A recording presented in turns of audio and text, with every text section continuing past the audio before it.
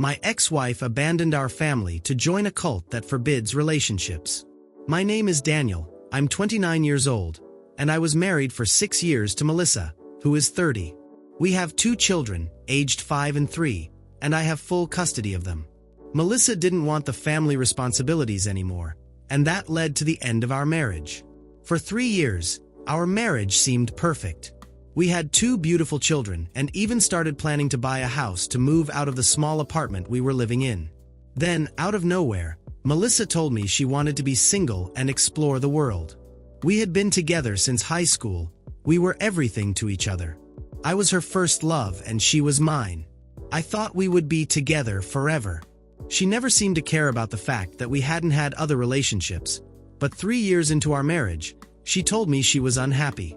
She said she wanted us to free ourselves from the weight of marriage and family, so we could live our lives to the fullest. That sounded like a bunch of nonsense, as my mom would say. I couldn't understand. I thought she loved me. She insisted she loved me, but also said she needed to love herself, to give herself the chance to explore the world. Desperate, I suggested we open our marriage temporarily, even though the idea hurt me deeply. I just wanted to find a way to keep her with me, but she wasn't interested. She was determined to divorce so we could both start over. I was devastated.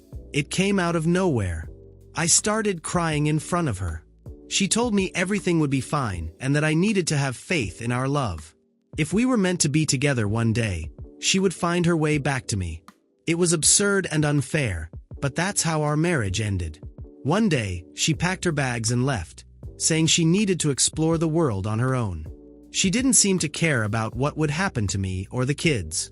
I asked her what she expected me to do with the kids, and she shrugged, saying, "Leave them with someone you trust. Go explore the world, meet new people, and live an adventurous life. You'll grow as a person." I was shocked. To me, if you bring children into the world, it's your responsibility to raise them, protect them, and care for them. Going off to find yourself wasn't an option.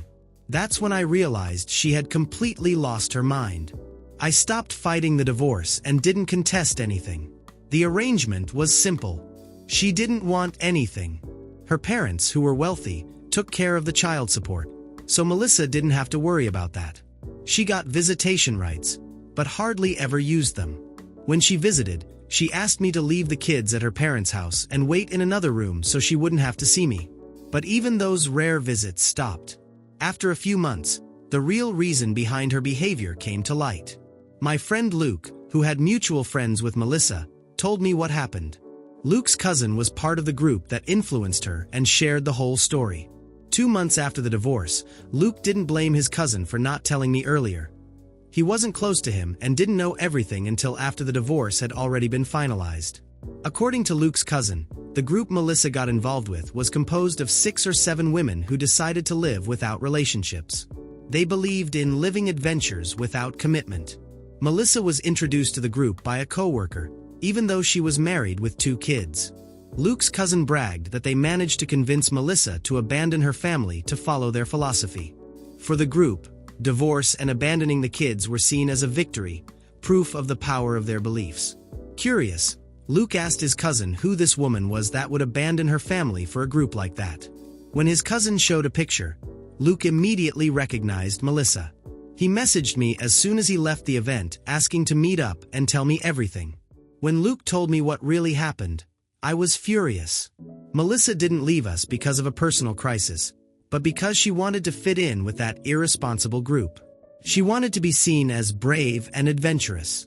Honestly, I would have accepted it better if she had cheated on me. At least that would have made some sense. But abandoning the family for this was insane. I wanted to call her and pour all my anger out, but I held back. At that moment, I realized she wasn't worth my time or energy. She was clearly out of her mind, and nothing I said would change that. I decided to focus on my children. I started working more and hired a nanny to help with the kids. My parents supported me, and even Melissa's parents helped sometimes, probably out of shame for what their daughter did. They paid the child support every month. I knew Melissa wasn't contributing. She was traveling the world, spending her money on luxury hotels and exotic vacations. Now that I had no more responsibilities, I raised my children the best way I could. And today, they are happy, affectionate, and loving boys. They mean everything to me, and we built our own family. I erased the memories of my marriage because it's not worth thinking about. I also progressed in my career and now earn double what I used to. Life has been good these past 2 years. I thought I had left everything behind, until last week, when Melissa showed up out of nowhere, after almost 3 years of silence. It was a Sunday, and I was home with the kids. I could have already bought a house, but I stayed in the same apartment because I like it here and it's convenient for work. Unfortunately, this also meant Melissa knew exactly where to find us. I opened the door, and there she was. Seeing Melissa after 3 years was like being punched in the stomach. When I opened the door and saw her standing there, my heart raced. I didn't know what to say. 3 years of silence and abandonment, and now she was simply showing up as if nothing had happened. She had the same calm smile on her face, as if she expected me to fall into her arms and say that everything was forgiven. But the only thing I felt was a knot of anger tightening in my stomach. "Hi, Danny," she said, as if she had just returned from a short trip, not a 3-year disappearance. "What do you want, Melissa?" I asked, keeping the door slightly ajar so that my kids, who were playing in the living room, wouldn't see her. She let out a theatrical sigh and fixed her hair, as if she were about to give a rehearsed speech. "I've thought a lot about us. I miss the family we had. I want to come back. Do you think we can start over?" At that moment, all the anger I had been holding on to for years came to the surface. She spoke about starting over as if she had just gone for a walk in the park, not abandoned her own family without looking back. I took a deep breath to avoid exploding in front of her. "You want to start over?" I said, keeping my voice low and cold. "After disappearing for 3 years, after leaving your kids with no connection or even a birthday gift, and now you show up and expect me to open the door and say, 'Sure, honey, come back home?'" She looked offended, as if my words were an exaggeration. "Danny, I needed that time. I was confused. But now I know I want to be with you all again." I let out a bitter laugh, which she clearly wasn't expecting. "Confused? You were so confused that you abandoned 2 young kids and went off to live a life of travel and parties with your friends, free from relationships." She crossed her arms, as if trying to defend herself was the best option. "I know I made a mistake, but everyone deserves a second chance. I am their mother, after all." That sentence was the last straw. You have no idea what it means to be a mother. Being a mother means being there for them every night, through the good times and the bad. Being a mother is not abandoning them to live selfish adventures and then coming back when you're bored of your perfect life. She tried to respond, but I didn't let her. "You want to come back because you realize this free life isn't all you thought it was. The trips are over, the money has dried up, and your friends have probably moved on. Now you want to use your kids as a backup plan." Melissa was speechless for a few seconds, but then she made one last attempt. "They're my kids, Daniel. I have the right to see them." That sentence made me freeze inside. It wasn't just an attempt to come back.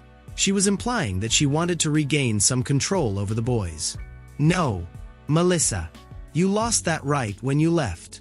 They don't even know who you are. I raised these boys on my own, and you're not just going to show up and mess everything up again." She took a step forward, but I put my hand on the door, making it clear that the conversation was about to end. "If you try anything," I continued, "I'll go all the way to make sure you never hurt them again. And if you think you can sue me for visitation rights, remember, you don't have anything a judge could use against me. I've been here for 3 years. You're a stranger to them now."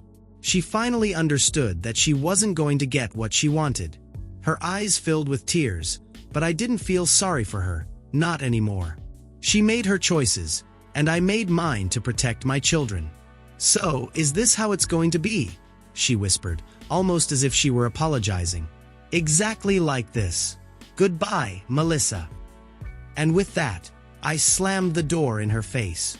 In the following months, I stayed alert, waiting for Melissa to try something. Perhaps a lawsuit for visitation rights or some desperate attempt to reconnect. But all I heard were rumors that her life had fallen apart. No money, no friends, And now, no family to recover. Meanwhile, my life and the lives of my children continued to thrive. I got a promotion at work, bought a house for us, and we finally left behind the apartment where it all started. Our days were peaceful and happy. I took my kids to school, attended every parent-teacher meeting, and made sure to be present at every important moment in their lives. They grew up knowing they could count on me for anything. One day, I received an unexpected message from Melissa. It was short and desperate. "Can I see the boys just once?" I deleted the message without responding. She didn't deserve even that. A few weeks after Melissa's unexpected visit, I received a letter in the mail. It was from a lawyer. She was suing me for full custody of the boys. My stomach churned for a moment, but then anger took over. After all these years, after abandoning our children, now she had the audacity to demand custody. It was absurd, but if that's what she wanted, I was ready to face her. I immediately called my lawyer, Claire, and we began preparing. I gathered all the evidence I had: messages, financial records, photos, and testimonials. I even contacted my friend Luke, who still remembered the day he told me about the cult-like group that had influenced Melissa. He was willing to testify in my favor. I also gathered proof of her abandonment, such as the fact that she had stopped visiting the kids and used the alimony paid by her parents to fund her vacations instead of supporting her children. The day of the trial came. Melissa entered the courtroom with an air of confidence, as if she believed that, just because she was the biological mother, victory was guaranteed. But I knew she had no idea what awaited her. She didn't know how prepared I was. The hearing was intense. Melissa's lawyer tried to argue that she had made mistakes but deserved a second chance. They painted her absence as a period of personal growth and claimed she was now ready to be a mother again. But when it was my turn, I didn't hold anything back. Claire presented the court with photos of Melissa on vacations in exotic destinations, all taken during the years she abandoned her children. We showed the judge copies of text messages where she admitted she wanted to explore the world instead of raising the children. We also brought bank statements, proving she spent her money on luxury hotels while her parents paid the alimony.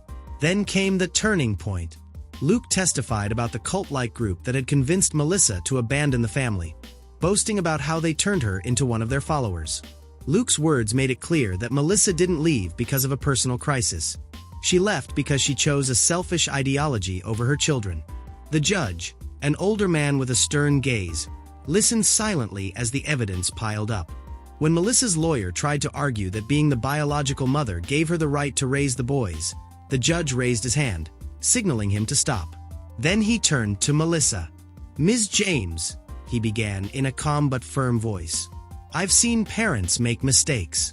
I've seen cases where a mother or father genuinely regrets their actions and seeks redemption.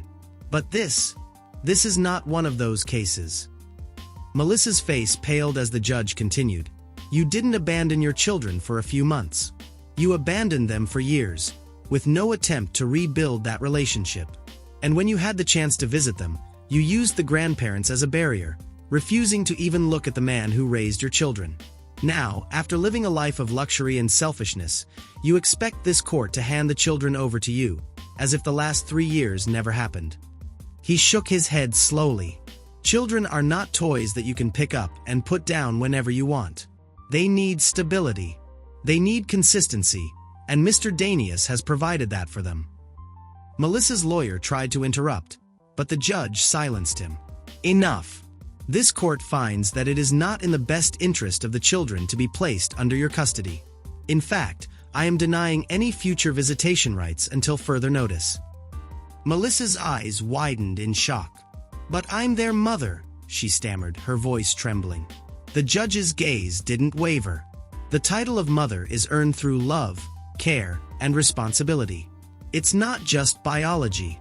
With that, he slammed the gavel down. The court ruled in my favor. I was granted sole custody, and Melissa was prohibited from having any contact with the children. Her lawyer whispered something to her, but Melissa didn't respond. She just sat there, stunned and silent, as if the reality of what had just happened finally sank in. After the ruling, Melissa didn't try to contact me again. She disappeared from social media, and the few mutual acquaintances we still had told me that her life had completely fallen apart. The friends she abandoned us for had moved on. She had no steady income, no solid career, and nowhere to turn. Her parents, ashamed of their daughter's actions, cut off their financial support, leaving her to fend for herself. I heard rumors that she was living in a rundown apartment on the outskirts of the city, doing odd jobs to survive. Her once glamorous lifestyle was now a distant memory, and she never attempted to reach out to me or the boys again. Meanwhile, my life and the lives of my children only improved. The relief of knowing that Melissa could no longer interfere was overwhelming. I could finally focus on raising them without worrying about the risk of her showing up out of nowhere to disrupt everything. We moved into our new home, a beautiful place with a large backyard where the boys could play freely. Every night, I would sit with them on the porch, watching them run and play, their laughter filling the air. At work, things were going great too. I received another promotion, and my financial situation was better than ever. But more importantly, I was always there for my kids. Every birthday, every school performance, every scraped knee. I was the father they could rely on, and that meant more to me than anything else. One night, while I was tucking them into bed, my oldest son looked up at me with a sleepy smile. "Dad, are we going to stay together forever?" he asked quietly. Smiling, I kissed his forehead. "Always, son. I promise." As I closed their bedroom door that night, one thing became clear to me. I had won, not just in court, but in life. Melissa's absence no longer haunted me. She made her choices and now had to live with the consequences. Meanwhile, I had everything I needed right here. 2 wonderful boys, a life full of love and purpose, and a future that seemed brighter every day. And Melissa. She was nothing more than a distant memory, a reminder of the kind of person I would never allow back into our lives.